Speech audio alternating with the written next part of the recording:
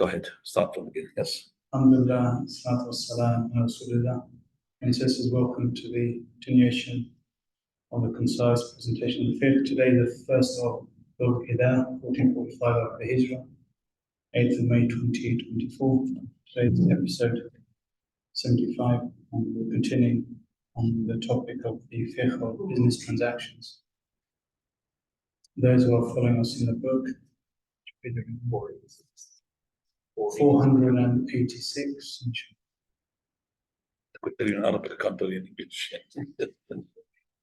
So the title today is The Silent Partnership, Al-Mubaraba. Right. Start the Mubaraba, inshallah. Begin. It's the same thing. Alhamdulillah, wa salatu wassalamu ala Rasulillah, wa ala alihi wa sahbihi wa mawala. As we have explained last time, the sharika, the partnership. When you forward that one, wallahi, it's not right to sit at the back like this. This is from the shaitan act. Prophet ﷺ, why is he scattered? It's from the act of the shaitan. Here, middle. Make a space, make a space. Get to each other. That's the barakah. Oh yeah, that's really good. Ignore this. Come here, Sheikh. Bring your chair. Bring your chair. Bring your chair. Bring the chair. Don't sit to the back, Ikhwan. That's not right. طيب, al-mudaraba. As I said last week, we talked about sharika, partnership. And we have said about 5 types of partnership. Partnership, which is the two partners, they are partners only in the money without the body, or a partner that is the money and the body from one person, but the other person, he is having the money in itself without the body, or vice versa. So we have, let's just go it again. First of all, partnership is between the two partners, two people together. So they are partners in the money. They're investing their money, but they themselves, they don't really go into that project. Second partnership is the money is from one person, and the other person, he has the money and the body.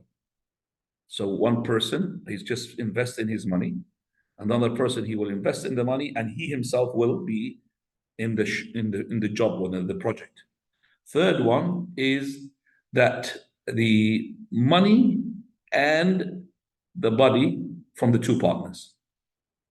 So the first one, what did we say? Money from partners without the body. Now this is money with the body together. So these two together, they put the money to invest and their bodies as well with it. The fourth partnership, which is the silent one, and that is money from one person and the body from the other person. This is called the silent partnership. I don't like the word silent partnership. It's called mudaraba. The silent partnership, that means he's silent. Now, money from one side and the other side is the body. That's called the mudaraba. The fifth one, which is partnership in the body. Okay, whether it is without money or with the money of other people. So the partners in the body, but not with their own money, but without money of their own, or maybe money from somebody else. So they're partners in the body. And this is, we said, it's in a profession which is linked to each other. So we said, if you remember, a tailor and the person who cuts, a person who repairs the body, and the person who paints. Okay, that's the partnership, which is the fifth one. So now they're talking about the mudaraba, and this is something well known. Person invests in his money and gives it to a person, but the person, he will use it either in trade or in sharecropping or buys and sells cars or whatever. So money, the capitals from one side, the other person is his body. Right. So what is allowed and what is not allowed? As our brother here told us that we have already talked about the definition of the mudaraba last week. Yes, we quoted the ayah. We said just to definition of it, please, after the ayah, after the verse, it's called as well. It's also called Qirad, which comes from a word, from a word implying a portion. This is because creditor provides a portion of his wealth for Yeah. anyone to do business with, and he receives a portion of profits. No. The exact meaning of it here is a contract between two parties, which states that one will give the other Ahmed one Sharif money. is saying there's something. Why are you putting your hands, Ahmed?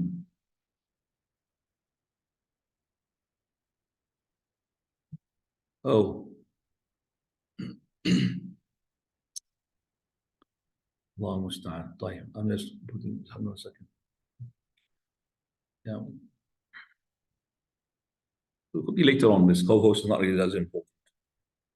Hold on. Because the exact meaning of it here is a contract between two parties, which states that one will give the other one money in order to trade or do business with it, and the profit will be divided between them according to what they've agreed upon. Now, that's where we stopped last time. Go ahead. Its legality. Ibn al-Mundhir wrote in his book Al-Ijma', page 124, the scholars all agreed that Farad, a silent partnership by contributing only cash, is permissible. They also all agree that the laborer can give any condition concerning the distribution of profits that they agree upon, whether it be 1/3, 1/2, or whatever, as long as it is something known and is a fixed portion. Right. We're going to see now a hadith, which is, the author brings it, but it's in question regarding is it qirab or not.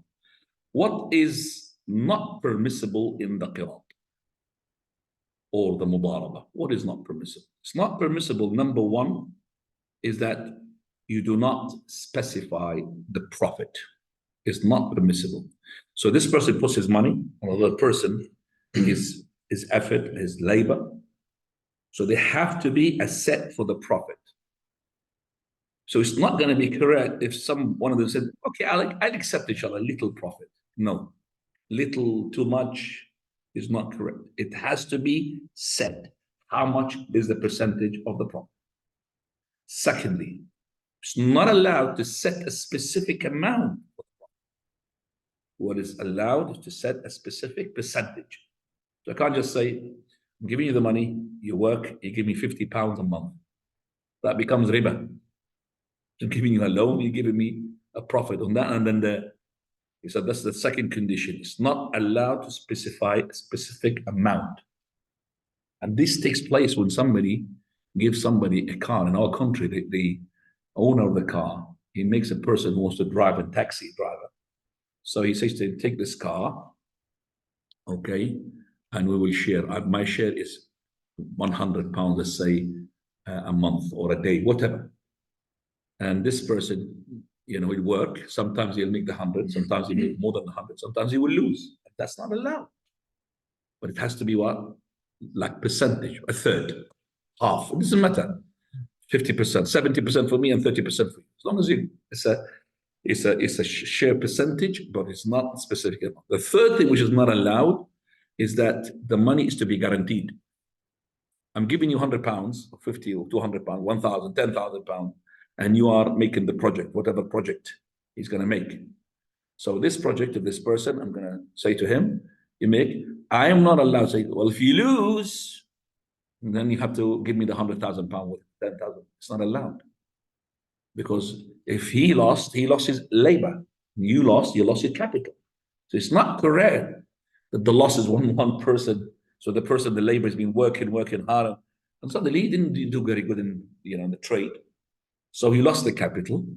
So the other person, he said, give me the capital. So what are you talking about? I lost my labor. I did my effort to invest in that money, but I lost. So that is not allowed. So the three things not allowed. Number one, that not to specify a profit. Number two, this not allowed to specify a specific amount. Number three, it's not allowed to specify that the capital is to be guaranteed. No guarantee for the capital. So basically the partnership here is in the profit. It is not in the capital. The partnership is in the profit. And they have consensus, the scholars, that it is not permissible for the worker or for the person who's the owner of the capital to make a condition that I want a specific amount of money. It doesn't work like that. It's not partnership. Otherwise, it is your business and you're making him, like, for example, a worker. That's something else, but it's not a partnership. So he's working for a monthly salary. That's something else. It's not partnership. You understand? The partnership is that I'm giving the money and you invest. And then percentage-wise, I'm taking 70, 50, 30, whatever percent. But if it's going to be a person who's going to work for you for a business, and this person, you're not giving him the money, giving him a salary, that's different. That comes into the ijara. You remember the ijara, which is renting, hiring, whether it's an item or a person. And we said, give the person his wages before his sweat is dry. We talked about that last time. Same thing here as well, that this person, that he cannot, the person which is the worker, he cannot specify as well that I want to have as we said, the salary, the person who is the owner of the money is not allowed to specify a certain amount of money, nor the laborer, the labor is allowed to set a specific amount of money. That's called al-mudaraba. What can be set is that this person who is the capital, for example, owner, he says to him, Akhi, I'm giving you the money. You're opening a shop, for example. And he's not allowed to specify what sort of thing that he should be his business. No. But you could say to him, I will give you the money as long as you don't trade in haram.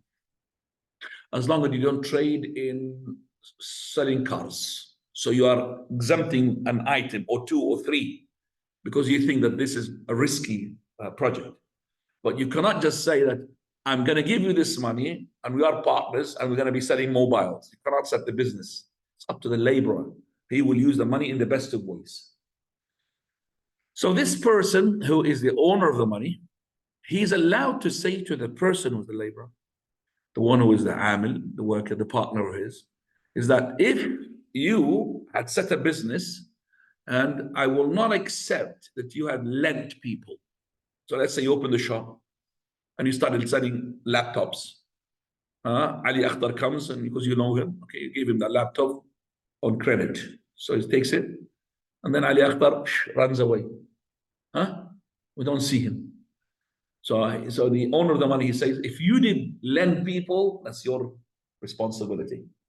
I only will give you the money to trade in cash. So if you have given that, then this is your responsibility. You have to trace Mr. Ali about the mobile or about the laptop that you have sold him. You're allowed to do that. You could set a condition like this. Now, so let's go to the hadith, which is the story, and that is Zayd ibn Aslam from his father. Aslam, he says. He said, Abdullah and Ubaidullah, two sons of Umar ibn Khattab. So Umar Khattab has got two sons. Umar has got two sons. That is Abdullah ibn Umar, and Ubaidullah. Now, this is younger than him. They took part in an army going out to Iraq. On their return, they passed by Abu Musa al-Ashari, who was the governor of Basra. Okay, so this is in the reign of the Khilafah of Umar, in the Caliphate of Umar. So there was an army, and they are the two sons of the leader, the Caliphate, yet they participate in the army. It's not like some of those people who are kings, they will not let their children to participate in battles because they're scared they're going to die. Sons of Umar Khattab, they are in the army, just like other people. And they are in the army of Iraq. Now, remember, he's the Caliphate, Umar Khattab. Now, so he welcomed them and then said, who's welcomed them? When they pass by Abu Musa al-Ash'ari, Abu Musa al-Ash'ari, he is the mayor of Basra. He is the mayor of Basra, being appointed by their father, Umar Khattab. So he had welcomed them. And then said, if I were able to do something to benefit the two of you, I would do so. Okay, Abu Musa al-Ash'ari, out of being, that is close to Umar Khattab, and they know that he knows that these two are good. It's not because they are the son of the Caliphate. No. Abu Musa al-Ash'ari, he knows how close to Allah Azza wa Jalla, Abdullah ibn Ubaidillah. They are very good people. They love them. It's not because he wants to give them some sort of extra because they are the sons of the Khalifa. It's because they are good people. So he said, if I could just be able to benefit you in anything, I would have done so. Then he said, certainly I can. Here is some wealth from the wealth of Allah. I wish to send it to the commander of the faithful, Umar ibn Khattab. I will loan it to you, and you can buy some merchandise with it from Iraq, and then sell it in Medina. Then give the principal to the commander of the faithful, and the profit can be for you too. They, the sons of Umar ibn Khattab, said, we would like that. So they did that. He then wrote to Umar ibn Khattab to take the principal from them. When they came to Medina, they made a profit and gave the principal to Umar. He said, did everyone in the army receive a loan like the loan you received? They said, no. Umar ibn Khattab then said, 2 sons of the commander of the faithful are here, and I shall give them a loan. he should give you a loan. Okay, right. So let me just translate up to here, then hand over before handover. Okay. So let me just explain again, instead of reading, I'll explain the story. Basically, that Abu Musa al-Ash'ari, he's the mayor of Masr. He wanted to help these 2 guys with whatever he can. So he said, okay, I've got some money. He's got the money. This is the money which is to be sent to the capital city, which is Al-Madinah, there to Umar al-Khattab, to be put into the budget, the house of budget, okay, Baytul Mal. So he had said, okay, I'll give you this money on a loan basis. This money is to be given to the Khalifa, your father. So what you do, you could buy some goods with it from Iraq, and then you take it to Medina, where your father is, and sell it there. You're going to make profit. There are things in Iraq, they're not in Medina. And between Iraq and Medina, there's quite a big distance. So if you do that, because you're going there, you're going to make a profit. Because the people of Medina are in need of what you're going to bring from Iraq, and you're going to be, making a profit. So what do you think? They said, yeah, why not? And then he said, whatever profit that you make is yours. So they said, we like that. Then he wrote, that is Abu Musa al-Ash'ari, to Umar ibn Khattab, that to take the principal, the capital, the money that he had given them, is to take it from them. So when they came to Medina, and they have done what Abu Musa suggested to them, to buy some goods from Iraq and sell it in Medina, they made profit. So they came and they gave to their father, to Umar, the caliphate, the capital, the principal. So Umar Khattab is asking them, did he lend the whole army like he did to you? I mean, did he give all the army same thing, some of the money go and trade, and and then whatever profit you take? And they said no. He said, I see. See, that's in that translation. That's we understand it from the story. He said, I see. The sons of the caliphate. So he gave you the loan.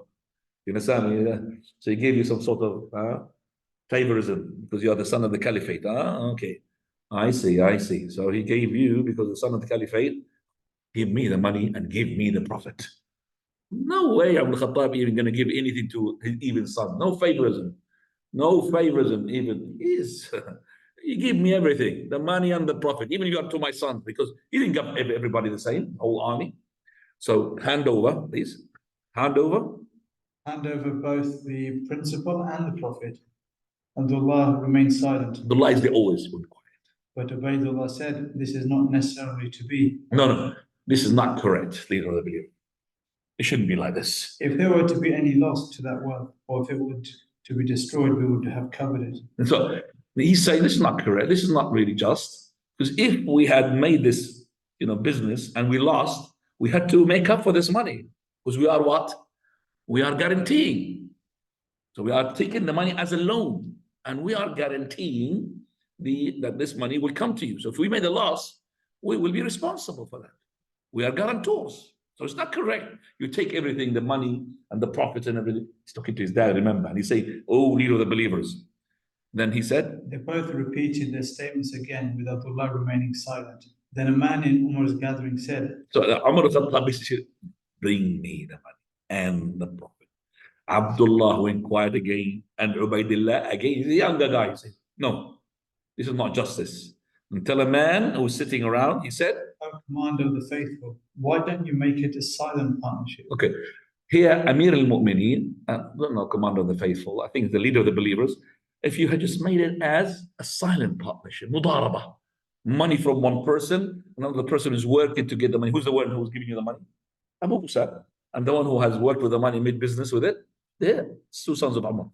Make it just a silent partnership, and then half of the profit. He replied, "Fine, I shall make it." Half of the so make it as a, yes, he should fine, make it qirab. Thus Umar took the principal and half of the profit. Half of the profit. So he made a 50%, half of the profit.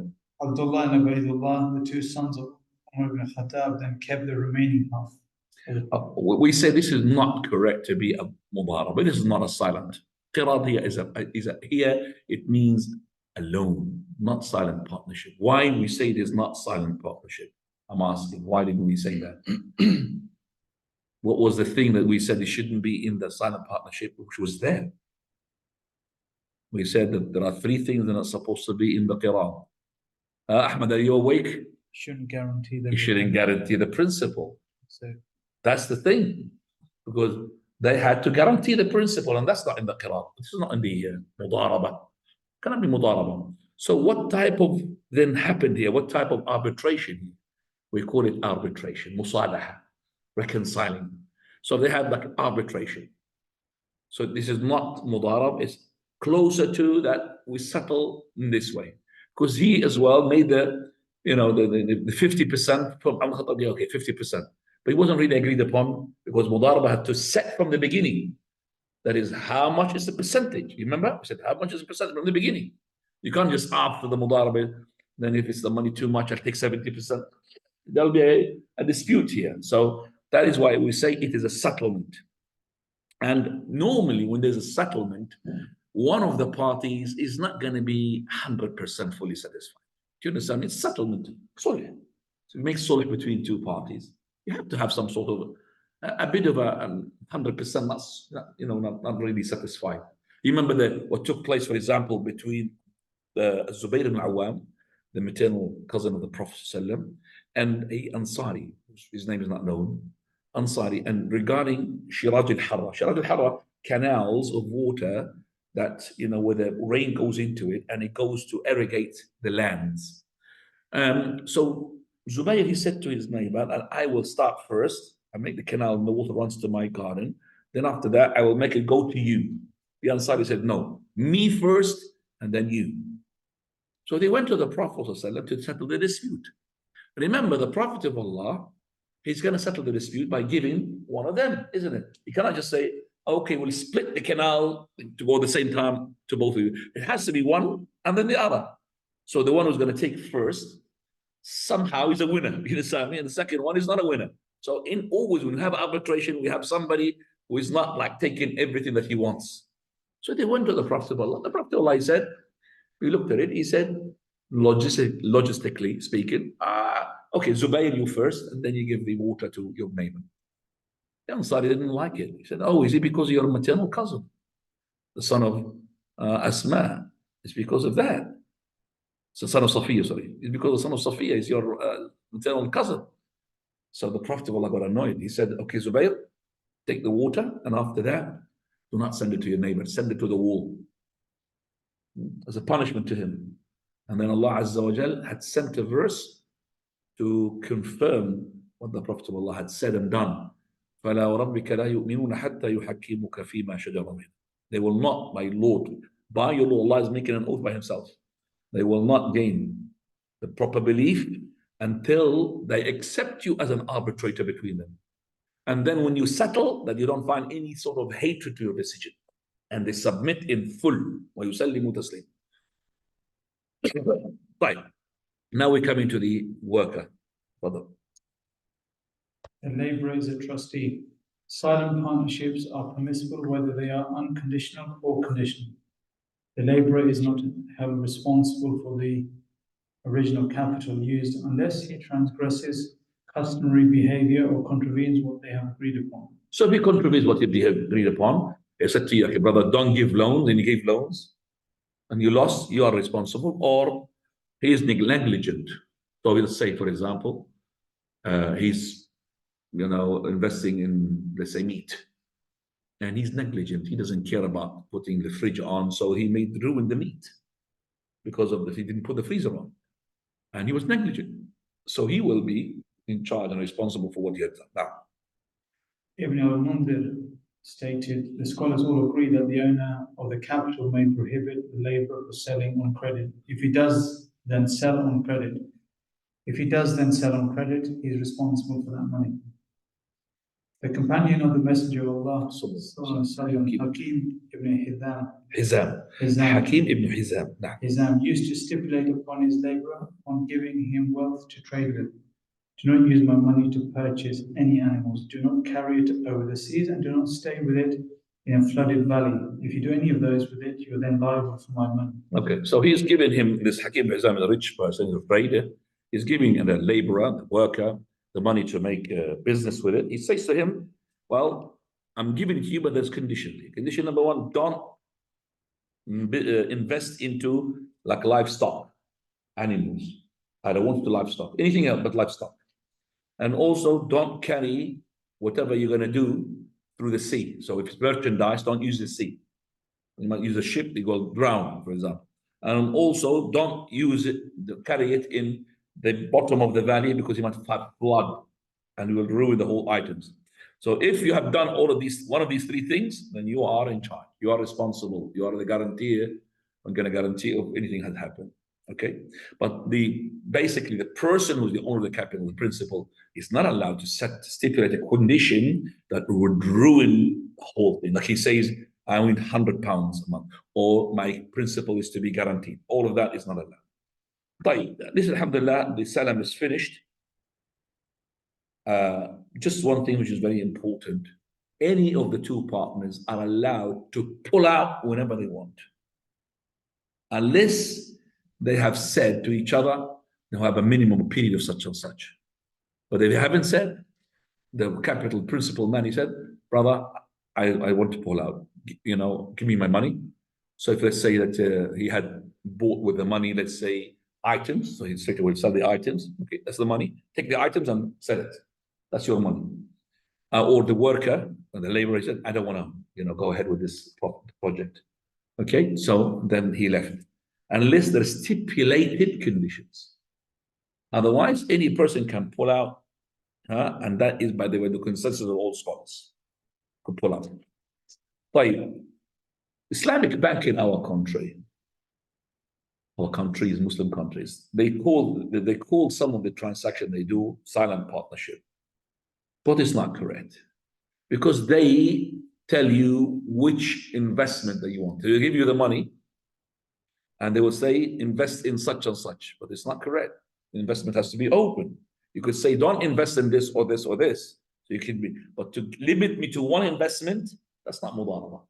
Okay, so that's the Islamic bank. They do that as well. And also, no way the Islamic bank, they would say to you, or any bank, Rayyan bank, that the principal is not guaranteed. Do you understand me? They give you the money, but they'll say to you, okay, make the business. Our money is to go out, guaranteed fee. In case you lose, you have to pay back as well. So always the loser is the laborer if he lost. And always the profit is to be to the one who is the owner of the principal. But alhamdulillah, we understood that. Come to the salam or a salaf. Do you ask questions? Yes, inshallah. What time is it, Isha? We've got plenty of time. What time is Isha? 10:50, plenty of time. Saying we need to write the questions down as we're going. Yes. It's quite complicated. Yeah, this is only one section. The salam. Yeah, well, inshallah. I'm sure that if you didn't understand 100%, you understood at least 50%. Now, advance payment and forward purchase, as-salaf. The words as-salam and as-salaf have the same meaning. In Islamic law, they refer to the purchasing by an advance payment of described merchandise that the seller must procure. Okay, before we go ahead, which you would understand what's going ahead, as-salam or as-salaf. You know that, let's say, for example, a person wants to buy the laptop. Okay, so the laptop is here, and he said, can you give me the laptop, and I give you the money in about 1 year. Yeah, take the money. So loan, after 1 year, gives me the money. Correct? Now, this is the same thing, but this is the other way around. He's giving me the laptop money, and the laptop is not going to be given to him. Do you understand me? It's the other way around. And halal, no problem. The laptop, Maybe I have it somewhere. It's going to be purchased from, it's going to be sort of brought from another country. It's going to take time. So he gave me the money and I'm going to give him the goods. You understand me? So it's the other way around. That's called a salaf or a salaf. And Islam had made it easy for us to do that. But the difference between this, you have to understand, this is an important issue. Between this and the prohibition of selling something that you don't own. That is the slight difference, you understand it.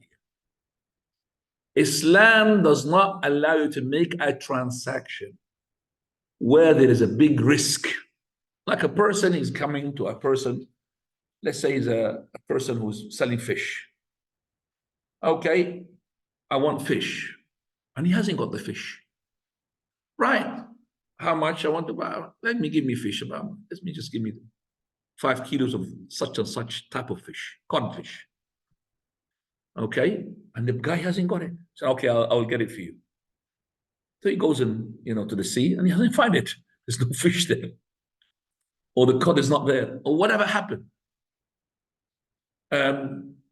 So he made a transaction, and he may take the money, but he had made it on something that the risk is a lot. He might not bring that fish. Do you understand me? Because that person maybe is not strong enough to do. That's why Hakim ibn Hizam, when the Prophet of Allah came to Mecca, and Hakim ibn Hizam was there, he said to a messenger, there are some people come to me and ask me to buy them something which I don't have.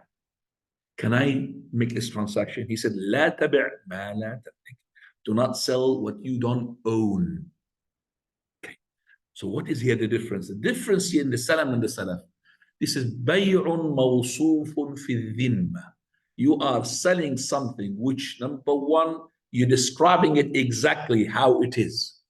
And also you are giving, number one, the quantity, the weight, the measurement.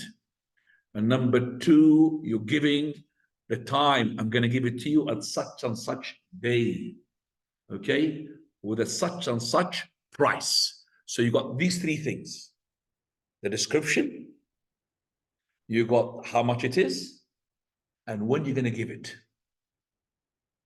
And this is important. Let's say, for example, those people who buy from a manufacturer of machines that cost millions. Cost about 5-6 million. I want a machine to make these microphones. I want a machine. So they go to the factory. So the factory is going to make him a machine that will bend this wire and do this one. And okay. So he will give him the description of that machine, even by the smallest screw of it. So he will tell him, okay, it will be ready in 1 year. And this is the description of it. So he gave him the description, he gave him 1 year, and it's cost you 1 million. So that person pays 1 million. Even that person who is manufacturing, he hasn't got it yet. But because the risk is minimum here. Why the risk is minimum? That is because he had showed what is the description, whereas that person who's selling the fish, he might not bring you exactly what the fish that you want. This one has been described 100%. I'm going to bring you that. So so if the item did not come at the same time, so you said to me 1 year, I've been waiting, the machine has not. So this is now to do with this person who had made the money. Either he would say, I'm pulling out, akhi. I don't want, because it's 1 year. Or I'll go ahead. But you have to pay a penalty. That's money. I'm going to be paying, no problem. So you give me some money back to make me satisfied because you are delayed.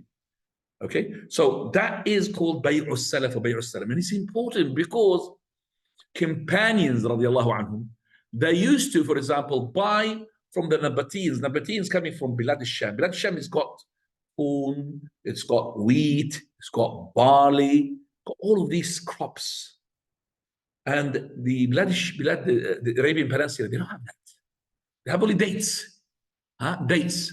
But the other ones, they have olive oils, there's no olives in the Arabian Peninsula. There's no olive trees. They don't grow up there. Only the Mediterraneans. So when the Nabateens used to come, so those Sahaba used to buy from them the olives and everything they got, and they will tell them, we will pay you back. Sorry, They will sell them. So they will sell them. These the Muslim Sahaba will sell these Nabateans their date tree, which is not due, and they will receive the price in what? In oil. So they'll take the oil from them, and they will tell them, "We'll give you once the trees are ready, such and such kilo and such description with such and such." Do you understand me? So he given. So the Sahaba sold some of their dates, okay, but they did not give it to them straight away, and they took the price of that dates by taking the oil and the barley and the wheat and all of that. Okay, it's called Bay'u Salaf. So after listening to this, inshallah, it will make it easy to understand what is going on. Mashru'iyatu, legality. Legality. Allah subhanahu wa ta'ala said in the Quran, Ya ayyuhalladhina amanu idha تداينتم بدين إلى أجل مسمى فاكتبوه. Oh, you who believe, when you contract a debt for a fixed period, write it down. نعم. That's Surah Baqarah, verse 282. Ibn Abbas stated, I bear witness that a guaranteed forward payment for a fixed period has been prohibited by Allah in his book. Then he read the verse just quoted. He also stated, so prohibited or being legalized? I bear witness that the Salafi, huh? I don't know, he's saying has been permitted by Allah. Yeah, has been permitted. Yeah, I thought you said prohibited. That's what I read. Did you say prohibited? Oh, I'm sorry. My ears need cleaning. Permitted, yes, has been permitted. Correct. Then he read the verse just quoted. Yeah. He also stated, when the Messenger of Allah Sallallahu Alaihi Wasallam came to Medina, they would deal in future purchases for dates for a period of 2 or 3 years, 2 and 3 years. The Prophet then said, whoever makes a forward purchase of anything must do so for these 3 conditions: for a specified measurement, a specified weight, and a specified period of So the Sahaba will tell them, we'll give you the dates in after 2 3 years, but give us the oil and give us everything that you have. We'll give you, and they give them the time exactly after 3 years, and they give them the description how many kilos, and they'll give them how much that we need from you as a price wise, which is the how much oil we need from you. Right now, as-salam al-ila laysa man laysa indahu asl, meaning it is not a condition that the seller. What is the title, please? It's not a condition that the seller actually possesses the merchandise. Correct. So the seller who's selling the Sahaba, for example, they sold their dates. It doesn't mean that they are owners of the dates. Go ahead. It is not a condition that the seller actually owns the merchandise for which he has received an advance payment, as long as it's guaranteed. Now, Muhammad ibn Abil Mujalid, Ibn Mujalid said, Abdullah ibn Shaddad and Abu Burda sent me to Abdullah ibn Abi Awfa, may Allah be pleased with him, and told me to ask him whether the people during the lifetime of the Prophet sallallahu alaihi wasallam used to pay in advance for wheat. Abdullah replied, we used to pay in advance to the peasants of Greater Syria for wheat, barley, and olive oil, a specified measure to be delivered in a known specified time period. I asked, was the price paid in advance to those who had the merchandise that they would deliver later? He replied, we do not use to ask them about that. Then So here the dates is being given by the Sahaba as the price for the oil. They say that this oil, is it really owned by these people who are giving them? They're going to give that? He said, we don't ask about that. They could be the owners of the oil. They're going to bring us oil anyway. Whether they are the owners of the oils or not, but they're going to bring us oil. Fadl. He replied, we don't used to ask them about that. Then they sent me to Abdurrahman ibn Abza. Now, Sahaba. I asked him, he said the companions of the Prophet ﷺ used to practice as-salam in the lifetime of the Prophet ﷺ, and we did not used to ask them whether they had standing crops or not. So if I did the salam, the person who's going to give me later on the price for it, I give you the merchandise. I don't need to ask that price is going to give me. It's coming from his own business, or I don't have to ask. He's going to give me oil later on. I don't ask is the owner of the oil or not. As long as I said, number one, kaylun ma'lum. I have to have the description. Number two, kaylun mawsuf. Number two, kaylun ma'lum. How much? If it's measurement, if it is weight, if it is volume, I need to know that. Number three, when, time-wise. Fadal. Al-Qard. Here, Al-Qard would stop here. If you have questions, 38 here. Still have time. If you want to go ahead. Yeah, Fadal. Loans. The virtue of giving loans. Abu Hurairah radiallahu anhu reported that the Messenger of Sallallahu Allah Alaihi Wasallam said, whoever relieves a believer's distress of the distressful aspects of this world, Allah will rescue him from a difficulty of the difficulties of the hereafter. Whoever alleviates the situation of one in dire straits who cannot repay his debt, Allah will alleviate his lot in both this world and the hereafter. Allah subhanahu wa ta'ala is helping the servant so long as the servant is helping his brother. Ibn Mas'ud narrated that the Prophet ﷺ said, no Muslim gives to another Muslim twice, except that it would be like giving him charity once. So if you could give him a loan, okay, it's like you have made it a sadaqah. Every time you loan a person. But actually, we have another hadith which is even better than this. It gives, inshallah, more encouragement for people to give loans. Hadith which is in Silsila Sahih Shaykh al-Albani 3407 says, a man entered the paradise. A man entered paradise. That's in his dream. He saw, so the Prophet of Allah is talking about a man, he entered paradise. He saw in one of the gates of paradise written the following statement: الصدقة بعشر أمثالها والقرض بثمانية عشر. الصدقة, which is the charity you give, it will receive 10 times its like in terms of hasanat, rewards. As for the qard, and that is the loan, it will receive 18 times its like. Subhanallah. So the qard will receive even better reward than the sadaqah. And you know for a fact that the sadaqah you're going to give, you don't take it back. Whereas the loan you're going to give, you're going to receive it back. How come that this qard will be more rewardable? Would you like to tell me what is the logic here? You are helping with the dignity of the person. Helping the dignity of the person. Okay, so for example, you give a qard, helping the dignity, but the person would love it, but not to pay it back actually. Yeah, but you're helping, but he doesn't want to pay it back. But how come that if you pay charity that you know you're giving it, you don't want it? It's gone. And when you give it to the loan, you know that person's gonna give it back. How come he's gonna receive? You receive 18 times, yes. You give the loan, You give the loan, get it back, get it back. You can give that for sadaqah or other uses after. So that's one of the reasons that this loan, when it comes back, still it's reasonable. You could really still lend it to somebody else. And that's one. Another two? Yes. No, you don't know about. It's too much money. Oh yes, very good. That's the point. The loans always comes a lot of money. When it's sadaqah, you give £5, £10, £50. You give that because you give that, and you know that it's going to affect you. But somebody's going to come to you and give me £10,000. That's when you start.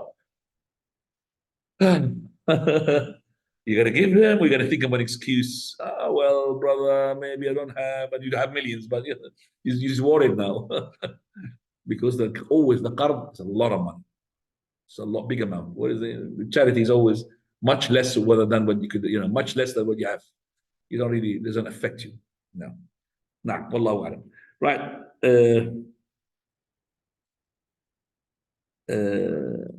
So we got the tashdid fiqh. Yes. The final target. Strong warning concerning being in debt.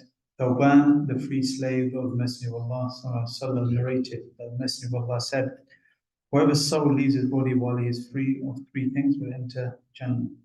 Three are arrogance, treachery, and debt. Abu Hurairah radiallahu anhu narrated that the Prophet ﷺ said, the soul of a believer is suspended due to his debt until someone fulfills it on his behalf. Ibn Umar narrated that the Messenger of Allah ﷺ said, whoever dies and is in debt, a gold or silver coin will have it fulfilled from his good deeds, as there will be no gold or silver coins. Qi'dah narrated that the Messenger of Allah stood among them and told them that striving for the sake of Allah and belief in Allah are the most virtuous of deeds. A man stood and said, O Messenger of Allah, if I am killed while fighting for the sake of Allah, do you think that it will cancel my sins for me?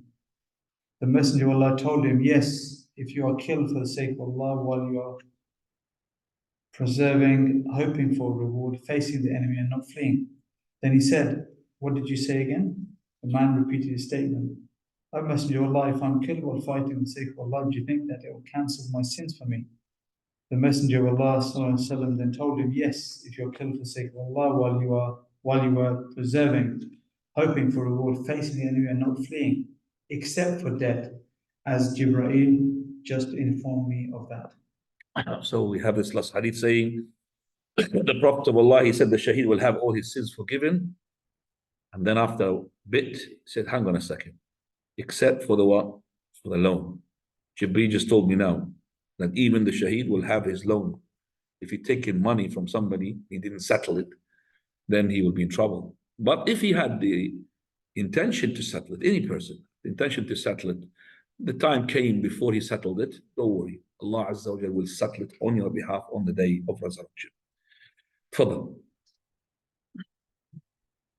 Taking people's wealth with the intention of repaying them as opposed to intending simply to use it up. Okay, some people the intention to turn it back to when you get a loan. Some people take the loan and they want to destroy it. Let's see.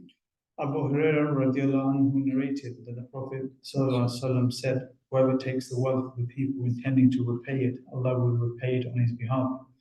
Whoever takes it intending to destroy it, then Allah will destroy him.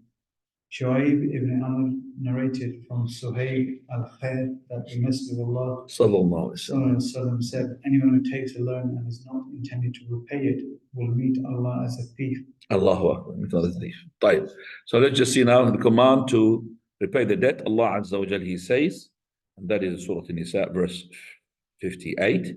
إن الله يأمركم أن تؤدوا الأمانات إلى أهلها وإذا حكمتم بين الناس أن تحكموا بالعدل إن الله نعم ما يعظكم به إن الله كان سميعا بصيرا. Verily Allah commands that you should render back the trust to those to whom they are due, and that when you judge between men, you judge with justice. Verily, how excellent is the teaching which He, Allah, gives you. Truly, Allah is ever all hearer, all seer. Okay, so when you get loan, you must pay back the loan, and you could give even better in return, which is title? Repaying the debt in the best manner. In the best manner. How? Abu Hurairah radiallahu anhu reported that a man had lent the Prophet a camel of a certain age.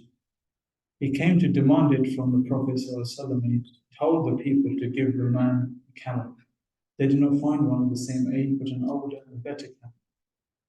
The Prophet ﷺ said, give that to him. The man said, you have given me my right in full, may Allah give you in full.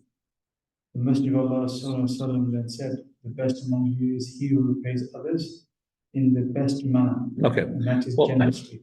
Generously. So this man, he had lent the Prophet ﷺ a camel of a certain age. Remember, the older the camel, the stronger it is, the more expensive. So the man came to the Prophet ﷺ asking for his loan, which is the camel. And there is something there in the hadith we need to add it as well. He had spoken harshly to the Prophet. قال فأغلظ له. يعني he pushed out, Muhammad, Messenger of Allah, where's my money? Where's my camel? Sahaba almost wanted to beat him up. So the Prophet ﷺ said, دعوه, leave him. فإن لصاحب الحق مقال. That's a great wording. The Prophet said, the one who has a right, he has his own saying. He has a right, which is he's got his camel. Let him say his saying, because he's now fuming up and he's, let him. إن لصاحب الحق مقال.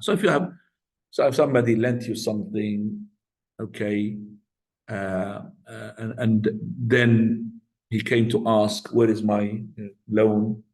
Why, brother, ya akhi, it took a long time. You should have, and maybe he was a bit harsh to you.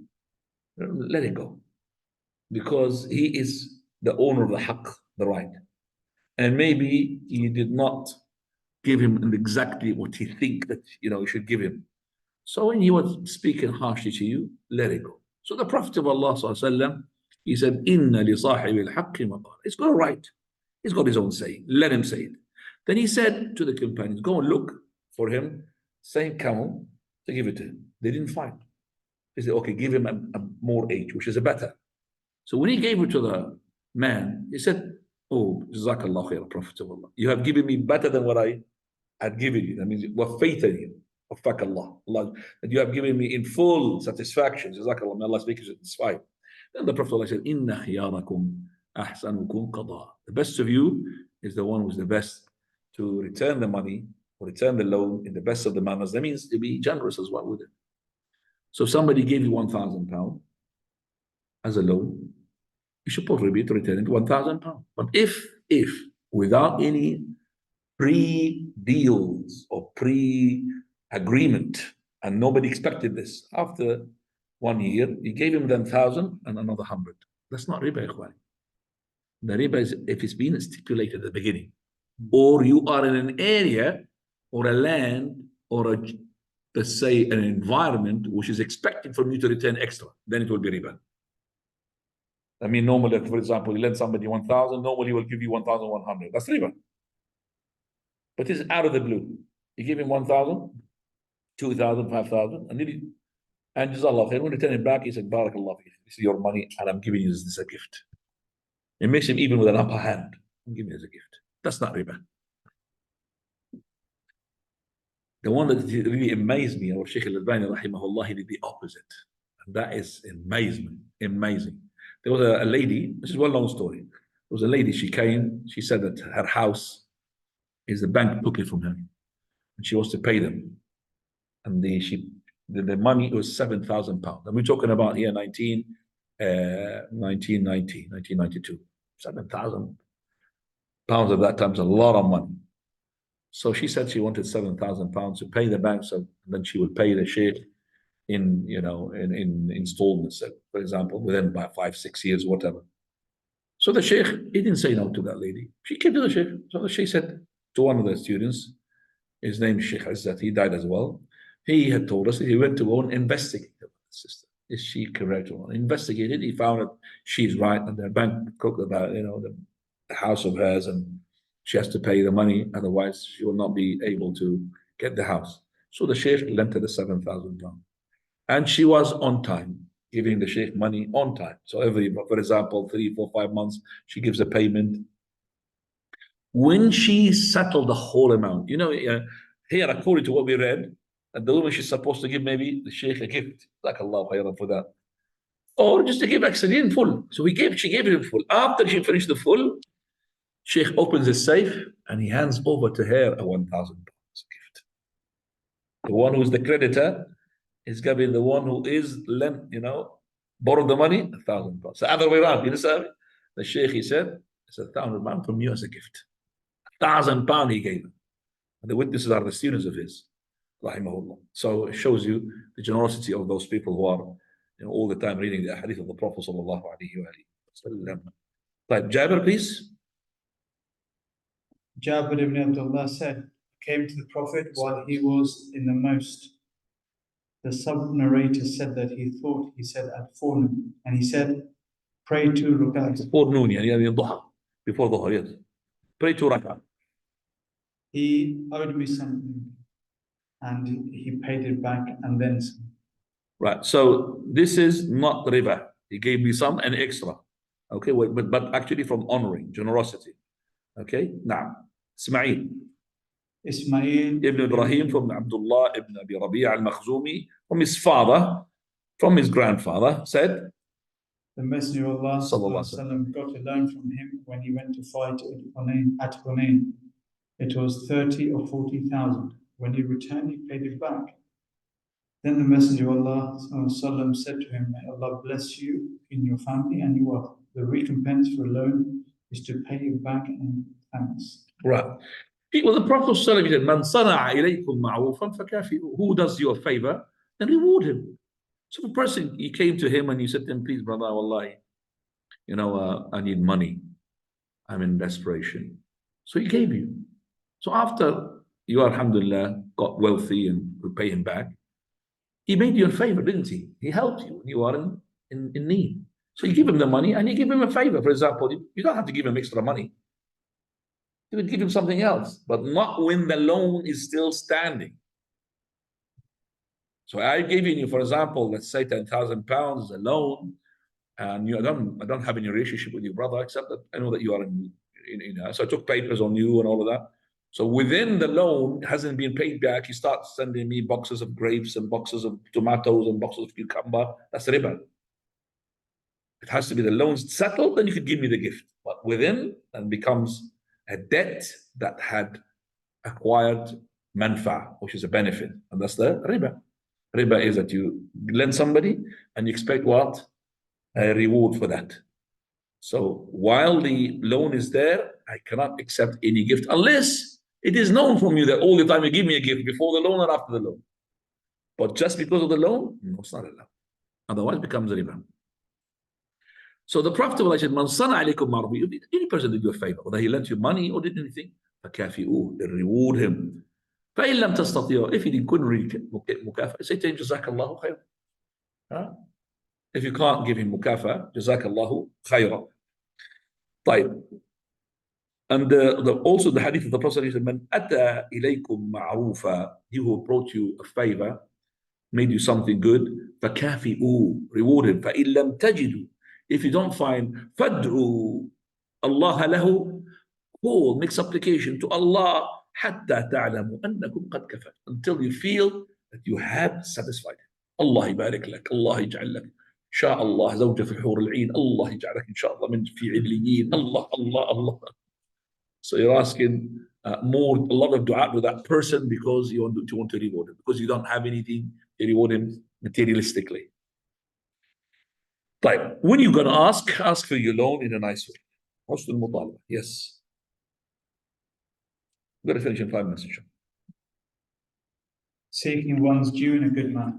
Ibn Umar and Aisha, may Allah be pleased with them, both narrated that the Messenger of Allah said, "Whoever demands a right should demand it with decency, whether it is fulfilled or not fulfilled." Yeah, so whatever, you have taken the whole money or some of that money, okay, actually be nice to ask for your money. Okay, not like that Bedouin man who came to the Prophet and he was really harsh to the Prophet. The Prophet let him go because he said he's got the right to do that. Let him. He's maybe fuming and losing his temper. But you should be really nice. So if you're taking your right money, take it in a nice way, whether you're taking it in full or not full. Okay?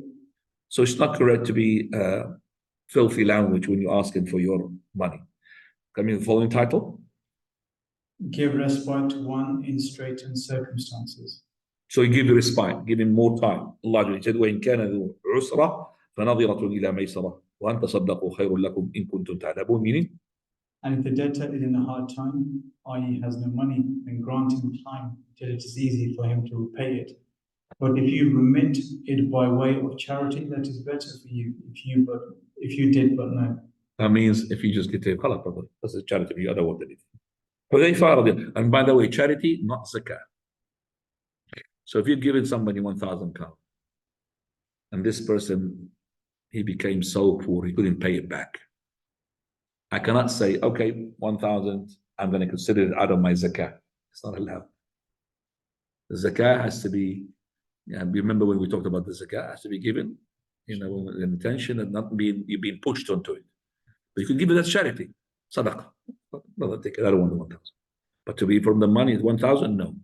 Unless he pays it back to you, and you have it in your possession, not an agreement. Just give it to me, the 1,000, I'll give it to you as a zakah. No, it doesn't work like that. Allah knows. So he gave it to you, the intention to give it to you, and then later on he said, brother, you are poor, this is 1,000 pounds, or 500, or 2,000, whatever you want to give as a zakah. Now.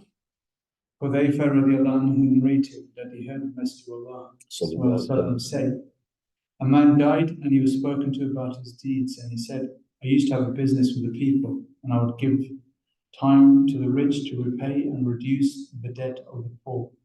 Therefore, he was forgiven. Also, the Prophet ﷺ also stated, whoever would be pleased to have Allah save him from a distress on the day of resurrection should then relieve one in straitened circumstances or completely remove his debt. Okay, well, I'll give you a hadith which is even makes you shiver. A man who never did anything good, nothing. But he used to lend the people money whenever they are in need. And he used to tell his worker, the one who collects the money, take what is easier, or the people, or the ones who are in debt, take what is available, take the money. And the ones who are in difficulty, overlook him. Maybe Allah will look us over. So overlook him, maybe Allah will overlook us as well. So this person is saying to his worker, go and get the money from those who are in debt to me. The one who's got some money available, take it. The one who's got some, take it. No one's got in hardship, overlook him. Maybe Allah will overlook us. When he died, the Prophet is talking about something that is going to take place. When he died, Allah Azza wa Jal will ask this man, he says to him, did you do anything good? The man, he would say, no, Lord. Except, and then he remembers, except that I used to lend people money, and I used to send my worker, and I say to him that take what is available, and whatever is not available, overlook them, so that maybe Allah will overlook us on the day of resurrection. So Allah Azza wa Jal, he said, نحن أحق بذلك منك. We have more right to overlook than you. We have overlooked you. So all his, that he did not do as good deeds, except for Tawheed, of course. Allah Azza wa Jal had pardoned him because he pardoned the people. He gave respite to the people because of the difficulty. Alhamdulillah. طيب. Matlul Ghani, just 3 titles finished. Delaying payment by one who has means is a form of wrongdoing.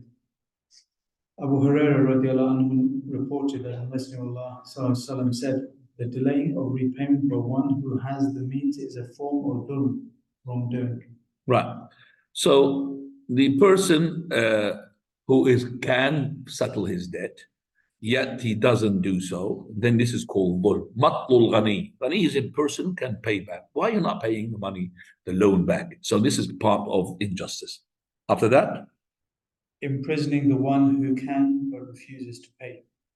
Amr ibn al-Sharid narrated from his father that the Messenger of Allah said, delaying payment of debt by one who has the means justifies his punishment and defamation. Defamation here, not defamation to say that he's a fornicator.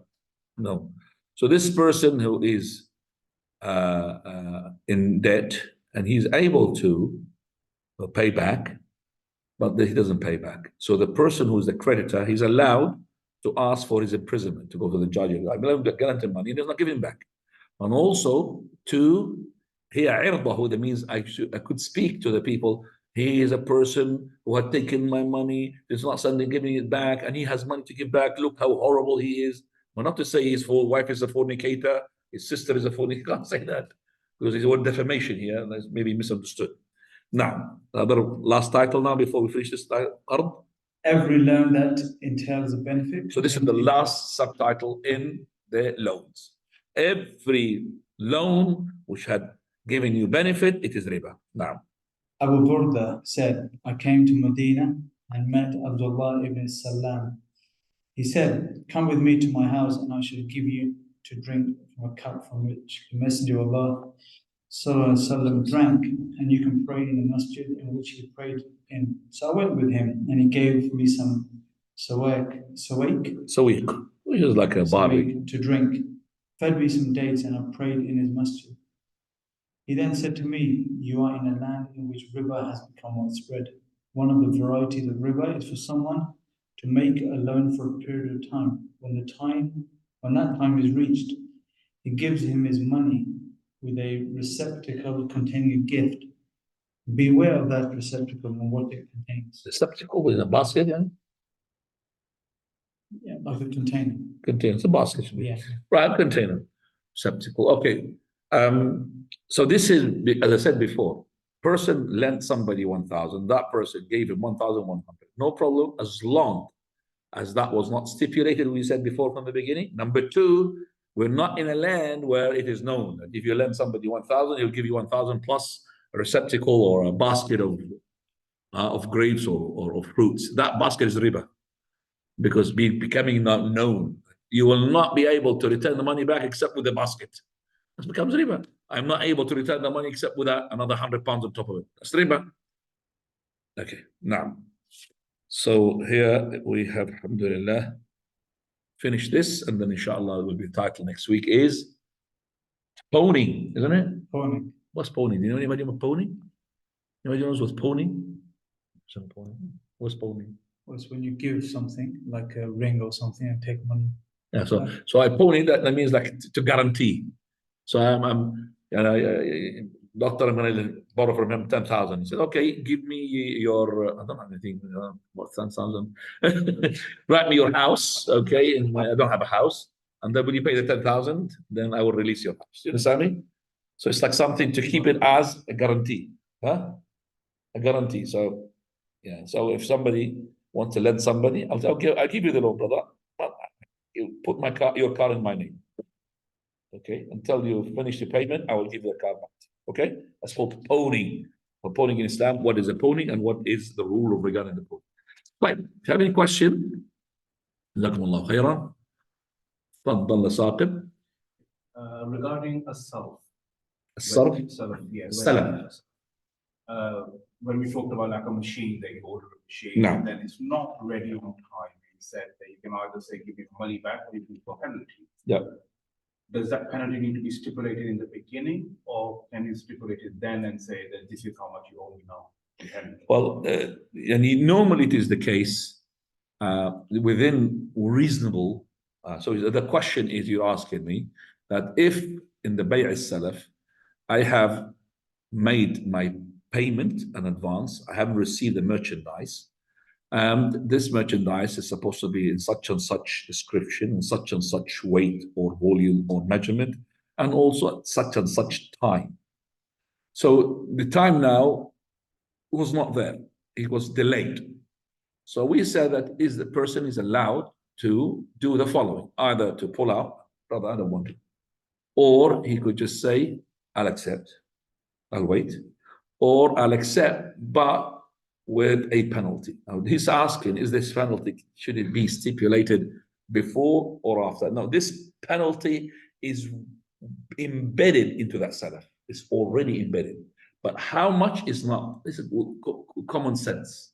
Okay, so if it's like we're talking about £1,000,000 item, then they will say, if you delay it by such and such, like the governments, when they give projects to the big companies to make roads, they give them limited time.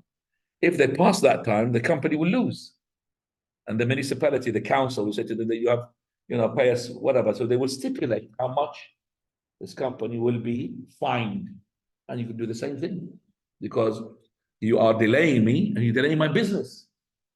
I want this machine to make, remember, microphone. You're delaying my business, so I'm going to work out how many days you delayed me. I'm going to make that as a, we call it, what do you call it? That hazards or professional hazards or whatever, loss on my part. You're going to compensate me for that. Now, تفضل يا فيصل. This is a. Oh, I was going to ask about Hajj, but if you're not taking Hajj. Yes, go ahead, begin. Sheikh, if a woman is in Hajj and she is on her menses and she misses Tawaf Ifadah and she had to leave. She had to leave because she had to come back to her country. What happens to her Hajj? I think I said to you transaction. Oh, I asked if I can ask Hajj and you said go ahead. Sorry, Sheikh, you misheard me. I didn't hear what you said because you were on mute. Hajj business now. Because we don't have questions here about the transactions. Got one? Okay. Let's be interested in this one. Yeah. So the woman on her menses, she is now at the moment, hasn't done her Tawaf al-Ifadah. First of all, Tawaf al-Ifadah is a pillar, and your Hajj will not be complete until you do Tawaf. Number two, a woman may not make Tawaf except if she's pure. One of the purity is that she's not to be in her menses. But now we have this dilemma that this woman has to travel. So, and she traveled without doing her Tawaf al-Ifadah. What's happening? I don't know. This happened. We're just making up a question, if I said. No, Sheikh, I'm taking my wife and daughter. This can happen. This can happen. We're going, inshallah. This can happen. Inshallah, it will not happen. First of all, if she has gone without her Tawaf al-Ifadah, she's still in Hajj. That means she cannot approach her husband in marital relations. She cannot do anything that would scratch her Hajj. So one of them is she cannot do the intercourse because she's still in Ihram, still in state of Hajj until she finishes. Now there are two things which has been mentioned by the scholars. One by Shaykh al-Islam Taymiyyah, that if it's in case of necessity that she would keep her blood in check and make the tawaf as a necessity. And that opinion is being adopted by so many scholars. But we look at the other opinion, I'm inclined to say that that opinion is a bit stronger, even if it's not less scholars. Why? If it's a necessity, akhi, why don't you, as a person who's a mahram, necessity as well, to delay the flight? You're going to pay extra. Imagine that woman, she had a broken leg, or she had a major health situation, and she cannot travel. Won't you stay there for a few days until her health becomes good enough to travel? Yes. So this is considered to be from the emergency. So stay until she had stopped her menses, and then she does her tawaf al-ifad. So the best thing is actually for the person not to let his wife to go back without making tawaf al-ifada, but still her hajj will not be complete at all until she does it. And the way she to do it, two opinions are said. We incline to say that the opinion of the other scholars, not Shaykh Islam Taymiyyah, that is, she has to wait, and her mahram has to wait for her to finish.